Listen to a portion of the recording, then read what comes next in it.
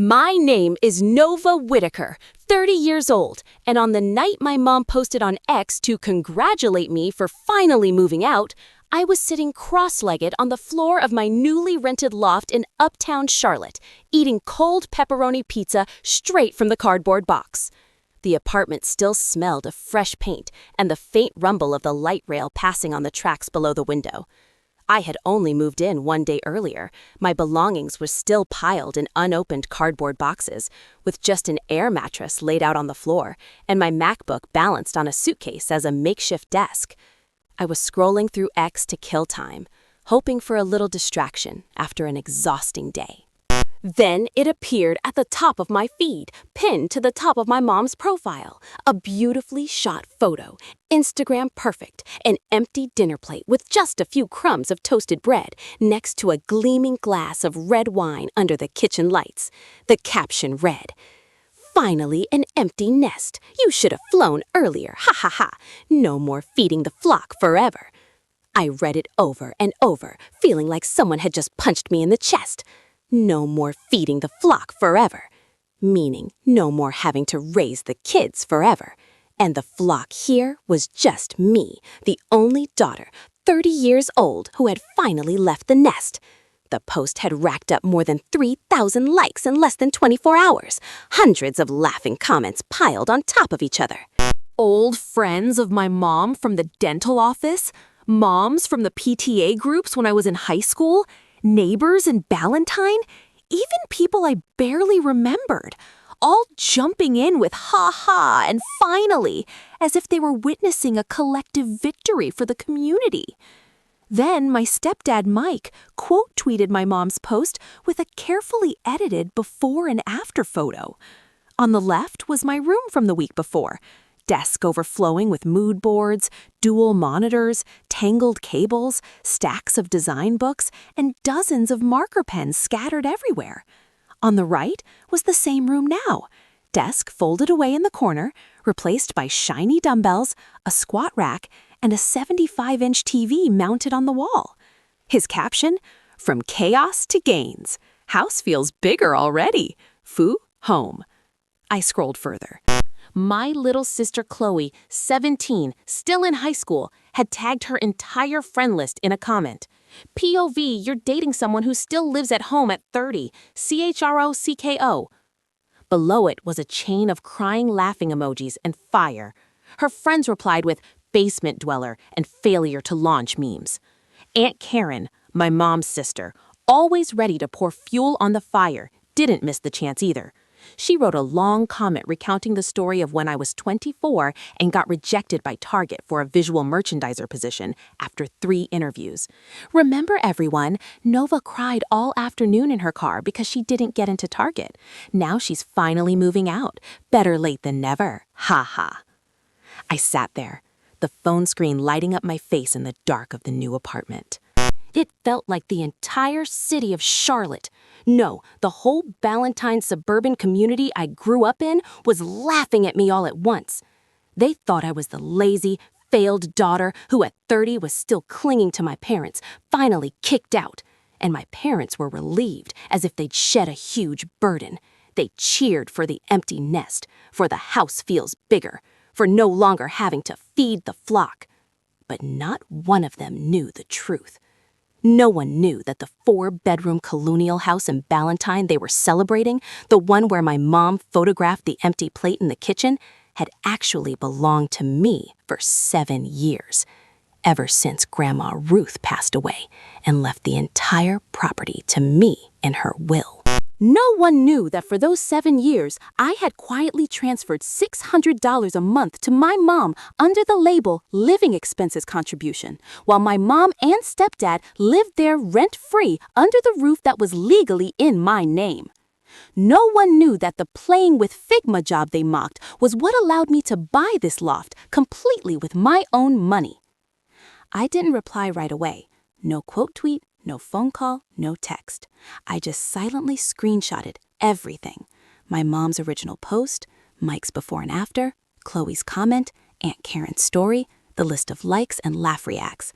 I saved them all into a separate folder titled Receipts. Then I set the phone down on the floor lay back, and stared at the exposed concrete ceiling of the new loft. The light rail rumbled by again, vibrating the whole building lightly. For the first time in years, the silence around me no longer carried judgment.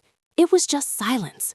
And I thought, if you think this is just a harmless parental joke, the kind many American parents post on social media for likes, then stick around with me, because that joke is about to become the most expensive lesson my family has ever learned. I didn't know exactly what I would do yet, but I knew one thing for sure. This time, I would not stay silent anymore. To understand why my mom's post made me so furious, you need to know about the house, the home everyone thought belonged to my parents, but which had actually been mine for a long time. I grew up in a charming, traditional colonial house in the Ballantyne neighborhood, South Charlotte, North Carolina. Ballantyne is a fast-growing suburb that went from vast farmland in the 1990s to an upscale community with tree-lined streets, wide sidewalks, and that classic Southern sense of safety. Our house was a typical two-story red brick style, sloped roof, symmetrical white-framed windows, front porch with white columns, just like every other house in the neighborhood. But to Grandma Ruth, it was a lifetime of hard work. Grandma Ruth was a widow who worked as a nurse for 40 years in Charlotte hospitals. She bought this house in the late 1980s when Ballantyne was still mostly fields and dirt roads. She worked double shifts, constant overtime, paying off the mortgage little by little until she retired with the house completely debt-free. To her, the house wasn't just property. It was a symbol of independence, something she wanted to pass down to the next generation untouched. The year I was 23, 2020, the year the whole world turned upside down with COVID. Grandma Ruth caught the virus in the first wave and passed away just weeks later. It was a horrific time. Hospitals overwhelmed, funeral limited to a handful of family, and I had just graduated college a year earlier, unemployed because the pandemic froze everything. My freelance design work back then was just sporadic small projects on Upwork, enough to get by, but far from stable. A few weeks after the funeral, we sat in a cramped lawyer's office downtown Charlotte. The elderly attorney read the will in a slow, solemn voice. When he reached the main asset section, he paused slightly and said, "The house located in Ballantyne, Charlotte, North Carolina, estimated value at this time approximately $550,000 USD, is bequeathed in full to the granddaughter, Nova Whitaker, as sole beneficiary." I remember that moment clearly. My mom, Laura, sitting next to me, clutching her purse tightly, suddenly went pale as paper. She tried to stay calm, but I saw her mouth tremble. My stepdad, Mike, laughed loudly, patted my shoulder. "Oh, anyway, it stays in the family, right? Paperwork is just formalities." He said it as if the will was just a meaningless piece of paper and everything would stay the same. The lawyer explained further, cautiously. Grandma Ruth did not fully trust Mike's financial management. He had gone bankrupt once during the 2008 crisis from bad business loans. She loved my mom, but she wanted to make sure at least one person in the family had something solid that no one could take away or mortgage recklessly. I was grieving deeply at the time. Grandma Ruth was the only person who believed in me unconditionally. She called me Little Designer since I was scribbling on Christmas wrapping paper. She was the only one who didn't mock me when I said I wanted to do product design instead of getting a real job. Losing her felt like losing part of my soul, and in that grief, I didn't have the strength to fight. When my mom suggested, "We don't need to change anything, you can stay here as usual. Mike and I will still handle the main bills, you just focus on finding work during this pandemic," I nodded. I thought that was the way to keep the family intact, to keep Grandma's memory whole. A few months later, when I started earning a little from freelance gigs and part-time barista work at a cafe near Blakeney, my mom sat down at the kitchen table and slid an envelope toward me. "This is a grown-up step, honey. You should contribute about $600 a month toward household expenses, electricity, groceries, internet, to learn responsibility." It sounded reasonable, especially when the job market was frozen from COVID and housing prices in Charlotte were starting to rise as people fled to suburbs for more space. I agreed. I didn't mention that the house was actually mine. I didn't want to complicate things further while the family was trying to heal from loss. But what no one said out loud then was, I began paying rent to live in my own house, while my mom and stepdad lived there for free, under the roof Grandma had worked her whole life to leave solely to me. That was the beginning of 7 years of silence. 7 years I quietly built my career in the room my stepdad later turned into a home gym. 7 years I transferred money monthly while being seen as the failed child who wouldn't leave the nest. And now, as they publicly celebrated me leaving, they had no idea I was ready to tell the whole truth. A few months after the will was read, life in the Ballantyne house gradually returned to normal, at least on the surface. The pandemic was still raging, North Carolina opening and closing in waves, jobs scarce, and I was trying to hold on to some stability amid the emotional storm. I still lived in my old second-floor room, window overlooking the lush backyard where Grandma used to plant her beloved camellia bushes. She called our garden camellias. One autumn evening that year, I was sitting at the kitchen table, just brewed a cup of decaf coffee, when Mom walked in with the serious "we need to talk" face. She placed a small note in front of me. Not an official contract, just a handwritten sticky note. Monthly household contribution, $600. She spoke gently but firmly, the tone many American moms use when they want their kids to learn to be adults. Nova, you're grown now, almost 24. I think it's time you contribute to family living expenses. Electricity, groceries, internet, home insurance, everything is going up with inflation. $600 a month is reasonable, enough for you to learn financial responsibility as an adult, but still light since you're struggling with work. I looked at the number. $600 in 2020. Charlotte wasn't small, especially when I was only doing part-time barista shifts at a local cafe near South Park Mall, hours cut in half because of low foot traffic, plus a few sporadic freelance projects on Upwork, each paying a few hundred if lucky. But I nodded. At the time, I thought, this is my way of keeping family harmony, keeping the house still a home rather than turning it into a legal battlefield. I didn't want to be the child who fought over money right after Grandma was gone. So, from that month, every 5th, I transferred exactly $600 USD to my mom's joint account with memo, house contribution, Nova. Mom smiled satisfied, said, "Good girl.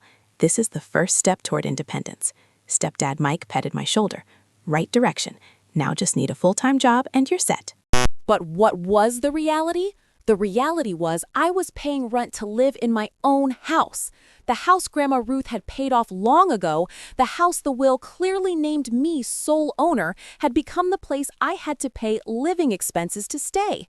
Meanwhile, Mom and Mike lived completely free. No house payment, no mortgage because it was paid off in Grandma's time, just monthly bills that my $600 also helped cover. I said nothing. I was afraid opening my mouth would destroy the fragile family atmosphere after loss. I was afraid of being seen as the ungrateful child who only cared about claiming rights right after Grandma was buried. And I told myself, I'm building my career. It'll be okay. But the injustice built up month by month, year by year. I even paid extra things quietly no one knew about. For example, high-speed internet, a 1 gigabit Spectrum package I secretly upgraded because freelance needed large file uploads, Zoom client meetings, and fast prototype rendering. Mom often complained internet bills rose, but it was actually me transferring extra money separately to Spectrum each month to keep that speed, because otherwise the house would only have basic slow package, enough for Netflix but not professional work. Then groceries. Mom often cooked traditional Southern meals, barbecue, mac and cheese, fried chicken, that I gradually shifted away from for health and environmental reasons, eating more plant-based. Mom complained, "You eat weird stuff, always buying expensive organic from Whole Foods. I cook and you don't eat." So I shopped separately at Harris Teeter or Trader Joe's, kept my food in a labeled corner of the fridge. That money came from my pocket too, not counted in the $600 contribution. Once Chloe, 11 at the time, asked me, "Do you pay rent, sis?" I just smiled. I contribute a little. I didn't want her to know the truth too early, didn't want her thinking our family had issues. Yet 7 years passed, $600 monthly like clockwork. I calculated, by this year, over $50,000 USD, an amount enough for a down payment on a house elsewhere.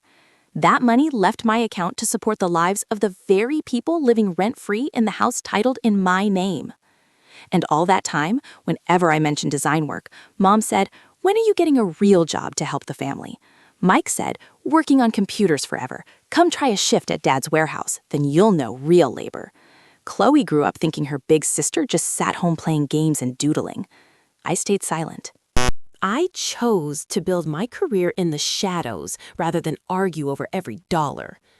Until the night I saw Mom's post on X. That's when I realized silence isn't always respect. Sometimes it's just self-denial of the right to live authentically. While I steadily transferred $600 a month and quietly covered other small expenses to keep peace, I began building my career, completely silently, completely alone. My family never saw product design as a real job.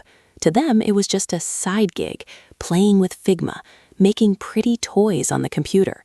Mom often said, "You draw on screens all day, but where's the money?" Mike said, "Designer sounds fancy, but when are you getting a full-time job with benefits and 401k? Then Dad will relax." Chloe grew up seeing her sister holed up with dual monitors, so she thought I was addicted to Canva and games. I didn't argue. Arguing only made things worse, and I needed energy for learning.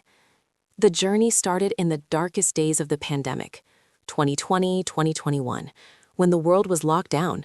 I spent hours daily on free YouTube, Flux, Design Course, Charlie Marie TV, then long UI/UX series by Misco and Pablo Stanley.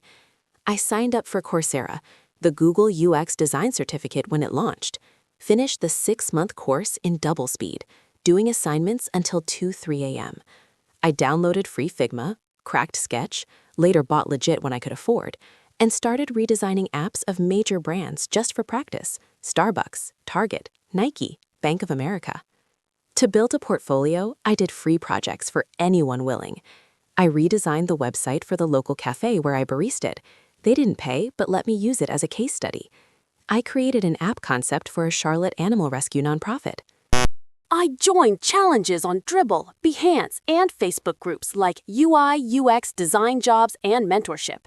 Every shot I posted included detailed case studies, research, wireframes, prototypes, iterations. First jobs came from Upwork, tiny, cheap projects, a landing page for a handmade goods startup for $250 USD, an icon set for a fitness app for $150 USD. I worked hard, delivered early, begged for 5-star feedback to build rating. Gradually, clients returned, referred friends. I learned to write sharp proposals, record Loom videos demoing ideas before accepting jobs to increase win rate. Around 2023, things shifted. North Carolina's tech market exploded. Research Triangle Park, Raleigh-Durham, attracted tons of fintech, health tech, ed tech startups thanks to low living costs and tax incentives. I landed my first retainer, $2,000 USD a month from an edtech startup to redesign their entire learning app. Then, a sustainable fashion brand in Atlanta saw my Behance portfolio, hired me for brand system and Shopify product pages, $3,500 USD a month retainer. I expanded my network, joined Slack communities like Friends of Figma Charlotte, attended virtual meetups via ADP List to mentor for free and get mentored back. I learned more about product strategy, design systems, accessibility, even basic front-end to speak dev language. Clients grew. A logistics company in Greensboro, a vegan restaurant chain in Asheville, then a real estate management SaaS startup in Cary. By age 29, last year, 2025, my annual freelance income surpassed Mom and Mike's combined salaries. Mom, as dental office manager, earned about $75K a year. Mike, warehouse manager for a big supermarket chain, $80K. Total $155K pre-tax. Me, after self-employment taxes and software costs, still netted over $180K. I had stable retainers from 4 or 5 major clients plus one-off projects from networking. I paid quarterly taxes on time, had a Roth IRA, 12-month emergency fund. But at home, no one knew. At Saturday dinner, traditional Southern with grilled chicken and coleslaw, Mom still asked, "When are you getting a real job? big company with insurance and proper retirement plan. Mike chimed in. Dad has a buddy at the warehouse hiring supervisors, starting $65K with fast promotion. Chloe laughed. You sit home playing games all day and still survive, huh? I just smiled, took more salad. I didn't want to argue. I didn't want to brag. And honestly, part of me was still afraid. If I told the truth, they'd find ways to justify, turn it into more reason to belittle. Oh, so you earn that much and still live here? Instead, I let money speak. I quietly upgraded my setup, bought second-hand iMac Pro, ultra-wide monitor, Veridesk standing desk, all paid by clients. I bought flights to AIGA conference in Austin, stayed in Airbnb alone for networking. I saved enough to put 20% down on the uptown loft without borrowing a cent from parents. And now, as they celebrated me leaving like shedding a burden, they still didn't know that the very Figma-playing job had let me buy another home. Completely independent, completely mine. My 7 years of silence wasn't weakness. It was strategy. And now, that strategy was moving to the next phase. While I quietly built my career from the second-floor room, my personal life also gained some color. Around 2023, when freelance things stabilized more, I met Ryan. Ryan was the typical Southern gentleman many Charlotte girls dreamed of. 32, tall, neatly trimmed brown hair, always in button-down shirts and shiny watches. He sold cars for a BMW dealership in South Park, specializing in 3 Series and X5s for wealthy new families moving in. We met through a mutual friend at a weekend barbecue by Lake Norman. Classic North Carolina outdoor gathering, grilled meat, cold beer, country music from a Bluetooth speaker. Ryan was polite, funny, knew to open car doors for me, and always paid the bill without fuss. He loved hiking Crowder's Mountain, watching Panthers games on Sundays, and proudly showed off his 2-bedroom apartment rented in Dilworth. Proper adult independence. We clicked on many things. Both loved Marvel movies, both hated Carolina's humid summers, and he genuinely praised the designs I showed him on my phone. But gradually, one topic kept recurring that made me uncomfortable. Living situation. First time he asked, we were driving back after our 3rd date. Where do you live, Nova? You never mentioned. I answered simply, with family in Ballantyne. Ryan smiled lightly, the kind I thought harmless then. Oh, still with parents? Cute. Saves a lot, huh? I didn't explain more. I didn't want the date turning into a will and family drama lecture. I just smiled back. Yeah, convenient. But the longer we dated, the more Ryan noticed. Every time he talked about his apartment, new granite countertops in the kitchen, balcony overlooking Dilworth skyline, building gym, he ended with a half-joking question. When are you moving out on your own? Living alone is great. Total freedom. Once we had dinner with his friends, all car sales and finance guys in their 30s, all with their own places, or at least rented condos. One buddy asked straight, "Where does your girlfriend live, Ryan?" He hesitated a second, then smirked. "With her parents in Ballantyne." The table burst out laughing, friendly but loaded. I laughed along, but inside, I started burning. I tried explaining to Ryan privately once when we were on his couch after dinner. Actually, the Ballantyne house is mine. Grandma left it to me in the will. I'm not still living with parents in the usual sense. Ryan looked at me, then laughed loud. Not happy laugh, but disbelieving. Really? Sounds like a movie. If it's yours, why do you still pay living expenses? Why does your mom still cook and remind you to clean your room? I had no convincing answer, because any answer sounded like an excuse. I just said family stuff is complicated. Ryan nodded, but I saw his eyes change, as if I had just labeled myself not grown up. The breaking point came last fall, when we had been dating over a year. Ryan got a big quarterly bonus from strong car sales, and he started talking future. My lease is ending, let's find a place together.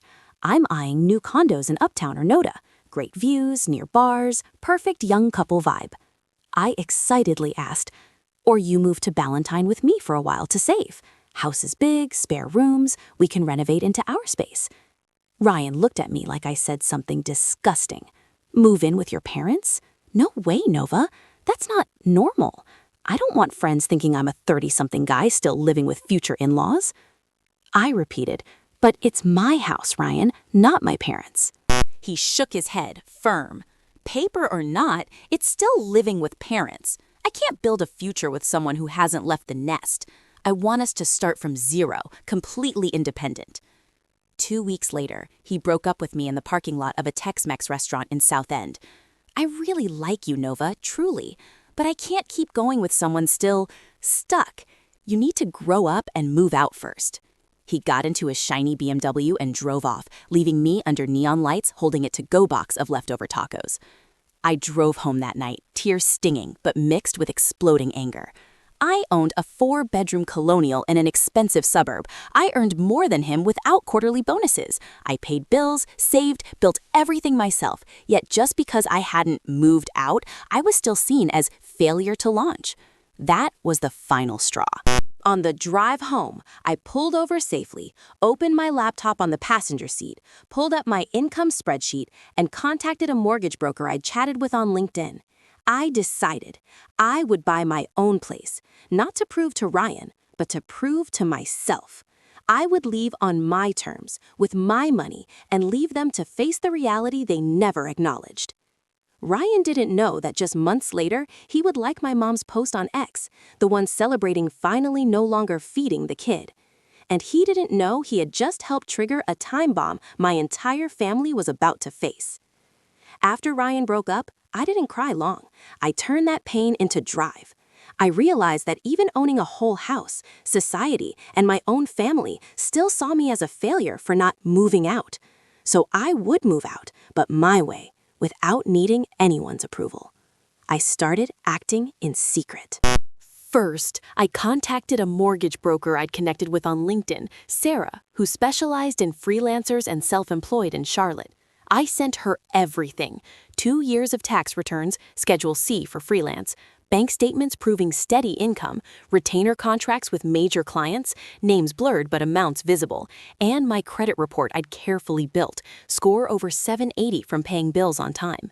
Sarah was impressed. "Your income is more stable than many full-time employees." With 20, I found a 1-bedroom loft in a new mid-rise, 10-foot exposed concrete ceilings, floor-to-ceiling windows overlooking Tryon Street, open concept kitchen with granite island, and a corner big enough for a large desk. Price around $380,000 USD. Not cheap, but with my income and over $100K saved from years of frugal freelance, I could put 20% down without stretching. The whole process, online viewing first, in-person weekends, lied to family saying meeting clients, offer, negotiation, appraisal, underwriting, I did alone. Didn't tell anyone, not even close friends. I signed digitally one Wednesday afternoon while the family watched a Panthers game. When I got clear to close, I sat in my room, looked at the screen, and smiled to myself. The day I announced was an ordinary Saturday, family tradition of late breakfast with pancakes and bacon. I came downstairs, new keys, just received from escrow, dangling from my finger, and said as calmly as possible, "Everyone, next week, movers are coming. I bought a loft in Uptown, moving end of this month." The house went silent for seconds, as if I spoke another language. Mom reacted first. She looked at me, then laughed, light but full of disbelief. "Buy a house? Where did you get money to buy a house, Nova? When did you get a full-time job I didn't know about?" She turned to Mike for alliance. "She's joking, right, honey?" Mike, chewing bacon, stopped, eyed me up and down. "If true, good. But I bet you'll be crying to come back in 3 months when electricity, HOA fees, condo insurance hit. Life isn't like playing computer games, kid." Chloe, 17 now, glued to phone, looked up wide-eyed. "You really bought a place, alone, in Uptown? Why didn't you say anything?" Then smirked, back to screen. Probably another empty threat like always. No one asked details, no congratulations, no questions about how the loft looked or if I needed help, just mocking and doubt. Next week, moving day. I hired professional movers via TaskRabbit, 3 strong, polite guys, small truck. They arrived 9 a.m. sharp Saturday. I had packed weeks earlier, carefully labeled cartons, monitors, fragile, books, kitchen, Nova only. I didn't take much, just work gear, clothes, a few personal items, and the succulent Grandma gave me years ago. The family stood at the door watching, but no one moved to help. Mom, arms crossed. Occasional comments.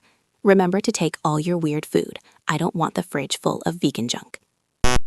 Mike on sofa watching TV, loud to movers. Careful with that desk, I'm turning this room into a home gym. Chloe filming stories on phone, giggling on FaceTime with friends. My sister is actually moving out, so much drama. When movers carried out dual monitors and standing desk, Mom shook head. Take all those toys too, I'm tired of cleaning up. I didn't respond. I just checked the list, signed receipt, and did one last walk through the empty room. Desk gone, walls where mood boards hung now just nail holes. I brushed fingers along the doorframe, where Grandma used to lean every night saying goodnight when I was little.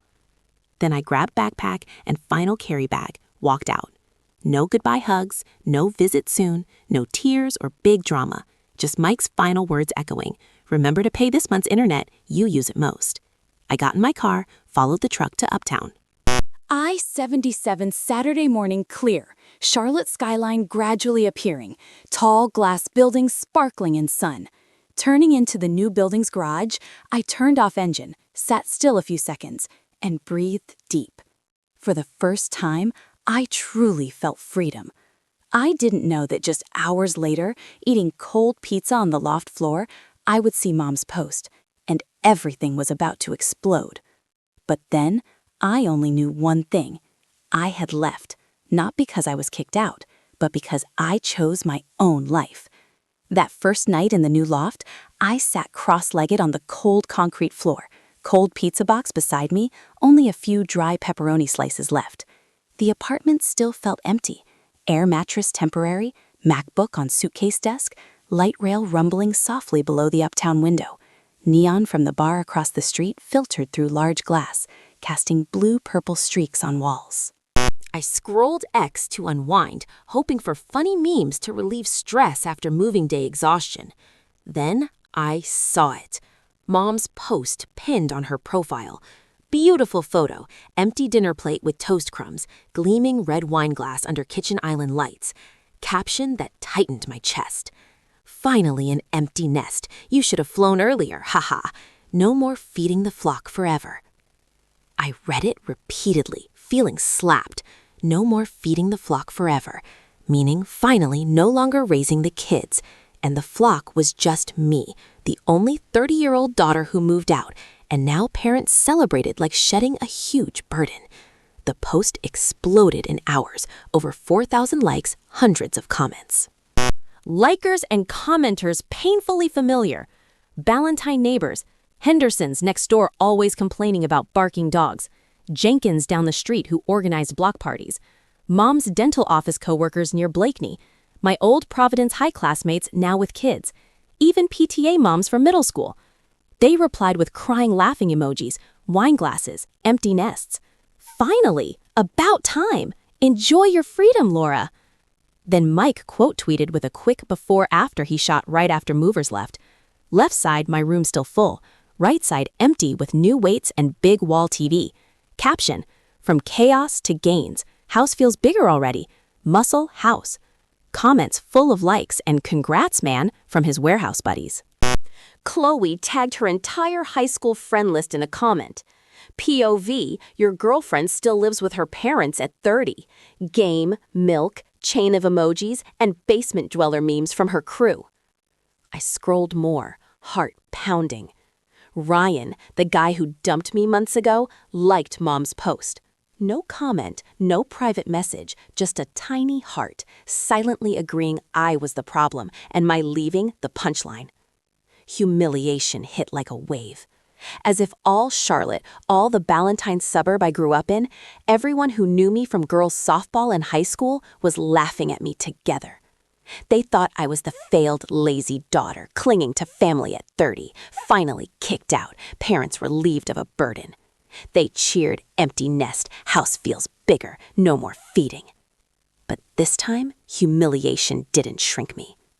This time, it was strategic humiliation. I took a deep breath, set pizza aside, opened desktop folder, receipts.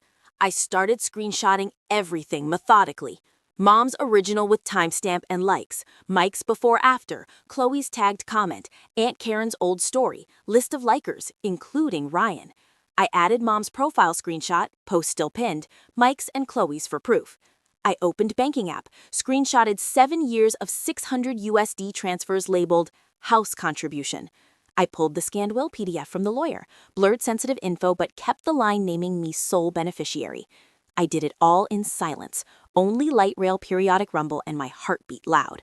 I didn't reply, didn't quote, didn't call, didn't text. I just saved, because I knew this wasn't the end. This was the beginning. They thought they were celebrating a small social media win. They didn't know every like, comment, laughing emoji was digging their own grave. They didn't know the daughter they called Flock had quietly owned the roof they stood under, paid to live there 7 years, and was now in a completely new place, free, independent, ready to tell the whole truth. I turned off lights, lay on the air mattress, watched Charlotte's skyline sparkle outside. For the first time in years, I smiled in the dark. They wanted to play public? Fine, I'd play back on my rules. I didn't strike back immediately. After that first loft night, with humiliation still burning, I set the phone down and told myself, let them enjoy first. I knew local Charlotte social media rules. An empty nest drama post spreads fast early days. Neighbors share, coworkers like, old friends comment. Peaks around week 2 as local joke repeated at block parties or HOA chats. I waited for that peak to counter when all eyes were on their story. 2 weeks passed like torture. I watched from afar. Mom's post passed 10,000 likes, shared in Facebook groups, Ballantine moms, Charlotte empty nesters, even a local meme page reposted with, when your kid finally moves out at 30. Mike added stories showing completed gym. Chloe posted TikTok dancing to parents after kids leave trend with upbeat music. Ryan silent, but his likes still there like a knife wound. I stayed busy arranging the loft, installed standing desk, hung first mood board, bought plants for window corner. Daytime client work, evenings opened receipts, edited each proof carefully, cropped clean images, blurred sensitive info, exported high quality. I drafted the thread many times, deleted and rewrote until concise, sharp, undeniable. Exactly. Day 14, Saturday morning, brewing coffee at New Island Kitchen. Phone reminder rang. I opened X, final check. Mom's post still pinned, full of same and laughing emojis. I breathed deep, opened laptop, started posting. First tweet, clean crop of Mom's original, empty plate, wine, full caption. I wrote calmly below. This is my mother's post celebrating her 30-year-old daughter finally moving out after years of freeloading. Second tweet, will scan from lawyer's PDF. Blurred exact address and personal info, highlighted yellow. Sole beneficiary of the property located in Ballantine, Charlotte, NC, Nova Whitaker. Below, my grandmother, who worked 40 years as a nurse to buy and pay off that house, left it entirely to me in 2020 because she didn't fully trust my stepfather's finances. I was 23, grieving and unemployed from the pandemic, so agreed to keep everything the same. Third tweet, my self-made Excel. Columns month/year, amount, memo, house contribution. Bottom total, clear. $50,400 over 84 months. Screenshots of actual bank transfers for proof. For 7 years, I transferred 600 USD per month for living expenses, meaning I paid to live in the house I owned, while mom and stepdad lived free.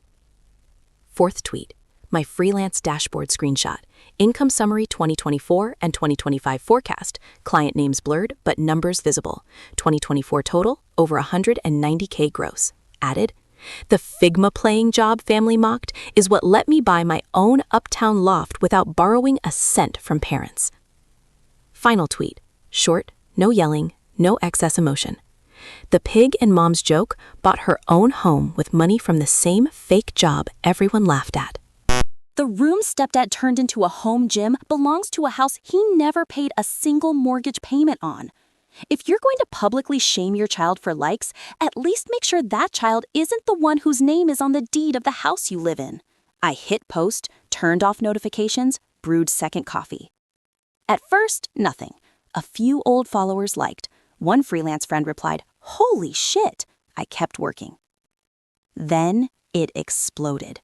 A small freelancer-focused account quote tweeted, "This is why we move in silence." That got shared in r/freelance and r/anti-work, huge subreddits. Someone cross-posted to r/Charlotte titled, "Local mom celebrates kicking out daughter, doesn't know daughter owns the house." Facebook groups Charlotte Moms and Ballantine Neighbors went wild. Some recognized Mom from her frequent posts. Someone stitched my thread on TikTok with dramatic voiceover when the lazy kid turns out to be the landlord. By evening, my thread passed 100,000 views. Stranger comments flooded, some furious for me. Some shared similar stories of being dismissed for remote work. A woman in Raleigh messaged, "I'm also UX freelance. Parents keep saying, 'when real job?' Thank you for speaking up." I didn't reply to everything. I just sat, watched notifications roll, and for the first time, felt true relief. They chose public play. Now, my turn. And I knew this was just the start. The real consequences, ones that would change their lives, were still coming. The fallout came faster than I expected. Just 2 days after my thread posted, I woke to a string of missed calls from Mom and a long text from Chloe. "You need to answer them. This is blowing up." I opened X and other apps and understood why. Someone screenshotted my thread and posted in the private Facebook group Charlotte Moms Uncensored. Over 30,000 members discussing everything from recipes to local drama. From there, it jumped to Ballantine Neighbors Watch, then neighborhood app Nextdoor. A co-worker of Mom's at the dental office side recognized her from profile picture, shared an internal chat. By afternoon, patients started recognizing. Mom later recounted, voice trembling in voicemail I didn't listen right away. An elderly lady getting scaling looked at her closely, then said loud in full waiting room, "You're the mom who called her daughter a flock on X, right? That post went viral. I read it and felt so sorry for the daughter." Waiting room went dead silent. Then whispers. From then, appointments canceled steadily. Old patients switched offices with vague schedule change. Manager called Mom in, polite but clear. "We don't want personal drama affecting clinic image. Laura, be more careful with social media." For Mike, it was just as bad. He managed warehouse for a big supermarket chain in Pineville. A coworker saw the thread on r/anti-work, posted titled, "When parents think kid freeloads but forgot who owns house," recognized home gym caption and new TV photo, shared directly in staff chat. Next morning, old buddies he owed money from past loans started asking loud in cafeteria, "Hey Mike, you living rent-free in daughter's house and still complaining? When paying me back?" Area manager called him in. Company doesn't like family drama on social media, especially involving personal finance. We need to maintain professional image. That week, warehouse supervisor promotion he eyed vanished. His hours cut to 4 days a week, quarterly bonus gone. He came home red-faced from anger and shame. Chloe suffered most directly as a teen. She went to a large public high school near Ballantine, where social media drama spreads like wildfire. Friends saw her POV dating someone lives at home at 30 comment, combined with my thread, started online bullying. Class group chat full of memes. Empty nest photo with Chloe's face pasted. Caption, "When your sister owns the house but you still clown her." Someone duetted Chloe's trend dance TikTok with text, "Big sis is actually the landlord. Sick." Chloe came home crying, said her recent boyfriend texted breakup because your family drama too much. She rushed to delete old comments, locked X Instagram private, but damage done. She texted me, "You've ruined my life too." And then the storm of messages and calls began. First, Mom, "Call me right now, Nova. This isn't funny." Then long text, "What are you doing? You want to destroy your family? Over one joke you blow it up like this?" Mike called 3 times, left low voice voicemail. "We need to talk like adults. You're embarrassing the whole family. Delete the thread." Chloe sent a string. "What are you doing? This is our family. You can't air dirty laundry like this." Aunt Karen called, leaving lecture voicemail. "Your grandmother never wanted this kind of drama, Nova. You're hurting everyone." I set phone to silent, watched unread count climb. Every new message pushed my thread into another share wave. Strangers in Charlotte replied, "I live 2 streets over. Always thought your mom's post mean, but didn't know backstory." An old high school classmate commented, Not surprised, your mom always liked attention more than accuracy. In days, the narrative flipped completely. Before, they were relieved, empty nest parents. Now seen as people living free in child's house, publicly shaming her for likes. Mom's profile flooded new comments. How's rent-free life? Mike's gym photo quoted, landlord's new gym courtesy of daughter. I didn't answer family, didn't delete the thread, didn't apologize. I just sat in the new loft, window open to nighttime Charlotte skyline, and for the first time felt the weight of truth spoken publicly. I still felt some guilt, for Mom embarrassed at work, Chloe bullied at school, Mike losing promotion chance. But I couldn't deny deep satisfaction. Finally, they tasted a fraction of being judged from afar, laughed at by the same people who once applauded them. This was just immediate fallout, surface scratches from public opinion. The real consequences, the ones that would permanently change their lives, I had prepared long ago, and they were coming. After the thread went viral and public opinion flipped 180, I knew it was time for the final card. I didn't want to drag online drama forever. I wanted a clean, legal end, the way Grandma Ruth would be proud. I recontacted the old lawyer, he who read the will years ago, to confirm ownership. He chuckled over phone. Deed still solely in your name. You have full rights. Rent, sell, or vacate. I asked a Ballantine real estate agent for market rent estimate. For 4-bedroom colonial, big backyard, near good schools, fair rent about $2,800 USD per month, average for the area then, as Charlotte market heated with influx from New York and California. I drafted a short, dry email, landlord to tenant style, not daughter to parents. Attached deed scan in my name, Excel summary of $50K past contributions, agent rent estimate. Main content. Dear Mom, Mike, and Chloe, as sole legal owner of the Ballantine property, I offer 2 options.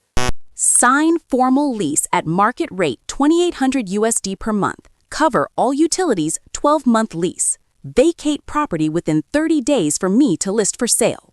Please respond within 7 days. After 30 days without agreement, I will proceed with sale process. I CC'd the lawyer, hit send one Tuesday evening. Reaction immediate. Mom called first, sobbing, Nova, how can you do this to me after everything I sacrificed raising you? Mike texted, you think you can evict us like strangers? I'll sue. I know lawyers. Chloe different. Sis, can we talk in person without parents performing? I agreed 1 meeting only. We met at a familiar American chain, Cracker Barrel near I-485, with creaky wooden chairs, sticky menus from pancake syrup, and smell of baked biscuits. I arrived early, sat corner booth, folder ready. They arrived 10 minutes late. Mom red-eyed, Mike red-faced, angry, Chloe head down, staring at water glass. No one spoke first minute. Mom started, voice trembling, recounting sacrifice, raising me, worrying when unemployed during pandemic, cooking every night despite my separate eating. She circled back to post. It was just a joke. I was venting. Didn't expect it to blow up. Mike interrupted, threatening. You think court will side with ungrateful child who publicly shamed parents? I'll countersue. I didn't yell. I just opened folder, slid highlighted will copy toward them. This was Grandma's wish, the woman everyone claims to love. She didn't want this house mortgaged or lost to debt. In 7 years, I paid over $50,000 USD to live here, while you lived free. Chloe spoke first time, voice small but clear. I knew about the will long ago, but didn't think it mattered that much. I joined the jokes because easier than defending you. Now I see I was wrong. I'm sorry, truly. She looked at me, eyes shiny. I deleted all comments and locked accounts. Mom cried harder, said couldn't lose house, full of memories, where Grandma lived. Mike muttered coworkers still mocked him for living rent-free in daughter's house. I repeated facts. With reduced hours and no bonus, hard to afford $2,800 USD per month plus bills. Talk dragged over an hour, circling tears, blame, bargaining. Mom suggested I let them stay free because family. Mike threatened suit, but eyes flicked to Will, then silent. Chloe only asked, "Will you really sell Grandma's beloved house?" That question hurt most. I answered, "Keeping the house as is feels like burying my future a second time. Selling, using money to build the career Grandma always encouraged, honors her more than letting her hard work fund your pride." They left without agreement. 30 days passed fast. They didn't sign lease. Couldn't afford. They rented U-Haul, got friends' help, moved to cheaper 2-bedroom apartment farther out in Pineville, rent only $1,600 USD per month, and Chloe's school farther but manageable. I signed listing agreement with agent next day. Charlotte market then scorching. Tech people from Silicon Valley moving in, Ballantine prices up 15% in a year. After open houses and multiple offers, house sold $50K over appraisal. I sat in escrow office, signed stack of papers, watched large sum hit my account. Money from Grandma's sweat and my persistence. I walked out into North Carolina's sun, feeling like shedding old skin. The house was gone, but so was the version of Nova, who silently endured while everyone laughed. What I did with that money and how my family lived afterward would be the part people argued most. But for the first time, the future was entirely in my hands. After selling the house, I didn't splurge wildly. No luxury car, no designer bags, no world travel. That money, mostly Grandma Ruth's labor, and my 7 years of persistence, deserved to build something lasting. First thing I bought was a solid walnut desk that didn't wobble when typing. I placed it by the uptown loft window, overlooking Charlotte's skyline, turning that corner into command center. Then I found a small space in Noda, vibrant arts district north of city, full of galleries, breweries, colorful graffiti walls. I rented 2 rooms above an old nail salon, painted walls bright white, installed track lighting, hung large framed mock-ups. I hung a sign outside, Ruth and Whitaker Studio. First time a client climbed the creaky wooden stairs, looked around and said, "So this is where the magic happens." I almost cried. Years working from the room people called messy. Now it finally looked like what it always was: professional, creative, real. With remaining money, I could pick clients carefully, reject toxic projects, and most importantly, hire an assistant. I posted part-time ad in Charlotte design groups, chose a 21-year-old named Maya, just graduated graphic design, but parents still called it hobby. I paid fair wage, credited her name on every project, let her work from personal laptop without apology. I wanted Maya to never hear "when real job" like I did.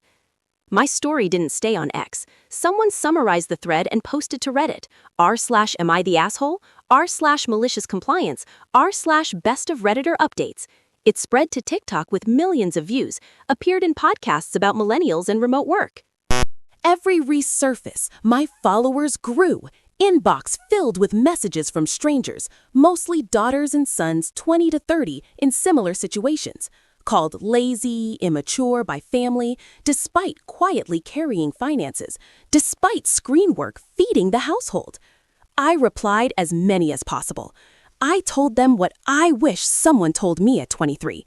Work on a screen is real work. It pays taxes, bills, mortgages. Family has no right to define your worth just because they don't understand how you earn. And silence isn't always respect. Sometimes speaking up is the only way to reclaim your life. Relationship with Mom and Mike remains strained. We only minimal contact, short birthday texts or Mom forwarding old-style funny memes. They rent a 2-bedroom apartment cheaper in Pineville. Mike does night Amazon delivery shifts to offset cut hours. Mom keeps dental office job, but no overtime. Waiting room whispers eventually faded, but pride bruise lingers. Mom says I betrayed family. I don't argue. I just know love doesn't mean letting others trample your self-respect. With Chloe, it's different. She was the first bridge. One Sunday afternoon, Chloe texted asking to visit studio. She stepped in, eyes wide at bright space, colorful mood boards, whispered, "Looks professional, sis." We sat on the old couch I bought off Facebook Marketplace, drank coffee from French press. Chloe apologized again, not just the old comment, but every time she stayed silent when parents mocked me. She said my Fred forced her to see herself through strangers' eyes first time and feel ashamed. Now Chloe studies online digital marketing, part-time content creator for small brands. She sends me job postings fitting my clients. I send her workplace boundary articles. We're not movie-style best friend sisters, but we're rebuilding. Small, real steps. The rest of family still thinks I overreacted. Maybe forever. I stopped trying to convince them. I didn't tell this story for internet cheers when my parents struggle with rent.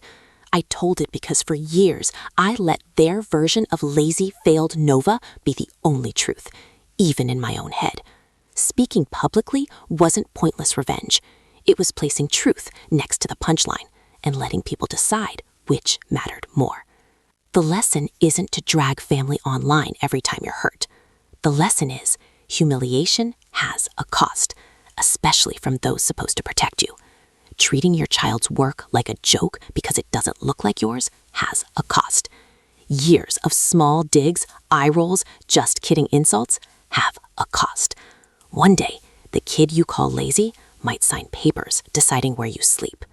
If you're listening and see yourself in me, I hope you hear this loudest.